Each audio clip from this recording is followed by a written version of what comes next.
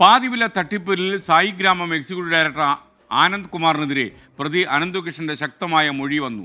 Scooter നൽകാൻ കഴിയില്ലെന്ന് ഉറപ്പായിട്ടും പണം വാങ്ങാൻ കെ എൻ ആനന്ദകുമാർ നിർബന്ധിച്ചുവെന്നാണ് പറയുന്നത്.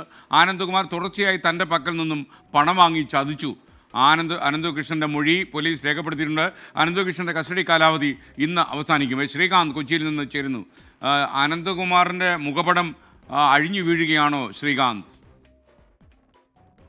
എസ് കെ ഈ പാതിവില തട്ടിപ്പ് കേസുമായി ബന്ധപ്പെട്ട് അറസ്റ്റിലായിട്ടുള്ള പ്രധാന പ്രതിയാണ് ഈ അനന്തകൃഷ്ണൻ എന്ന് പറയുന്നത്. അനന്തകൃഷ്ണന്റെ മൊഴി ക്രൈംബ്രാഞ്ച് മുഖവിലക്കെടുക്കുകയാണെങ്കിൽ ആനന്ദകുമാറിനെ സംബന്ധിച്ചിടത്തോളം ഒട്ടും സുഖകരമല്ലാത്ത കാര്യങ്ങളാണ് പുറത്തു വരുന്നത്. കാരണം ഈ ആനന്ദ്കുമാർ തന്നെ ചതിച്ചു എന്നാണ് അനന്തകൃഷ്ണൻ പറയുന്നത്. സ്കൂട്ടർ നൽകാൻ കഴിയില്ലെന്ന് ഉറപ്പായിട്ടും പണം വാങ്ങാൻ ആനന്ദ്കുമാർ തന്നെ നിർബന്ധിച്ചു എന്നയാൾ പറയുന്നു. ആനന്ദ്കുമാർ തുടർച്ചയായി തന്റെ പക്കൽ നിന്നും പണം വാങ്ങിക്കൊണ്ടിരുന്നു. പണം കൈമാറിയതിന്റെ രേഖകൾ കൈവശമുണ്ട് എന്നും അനന്തകൃഷ്ണൻ പറയുന്നുണ്ട്. ക്രൈംബ്രാഞ്ച് നടത്തിയ ചോദ്യം ചെയ്യലിലാണ് അനന്തകൃഷ്ണൻ ഈ വെളിപ്പെടുത്തൽ എസ് കെ നടത്തിയിട്ടുള്ളത്. അനന്തകൃഷ്ണന്റെ കസ്റ്റഡി കാലാവധി ഇന്ന് അവസാനിക്കും.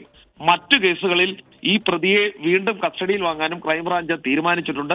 എസ് കെ ഈ ആനന്ദ്കുമാറിനെ സംബന്ധിച്ചിടത്തോളം ക്രൈംബ്രാഞ്ച് അവർക്ക് കൃത്യമായ ഒരു തീരുമാനമുണ്ട്. അതിന് കാരണം ഇന്ന് ആനന്ദ്കുമാറിന്റെ കേസ് തിരുവനന്തപുരത്തെ കോടതി പരിഗണിക്കുന്നുണ്ട്. മുൻകൂർ ജാമ്യാപേക്ഷ അത് തള്ളുകയാണെങ്കിൽ, അതിൽ തിരിച്ചടി ഉണ്ടാവുകയാണെങ്കിൽ അറസ്റ്റിലേക്ക് നീങ്ങും എന്നാണ് ക്രൈംബ്രാഞ്ച് പറയുന്നത്.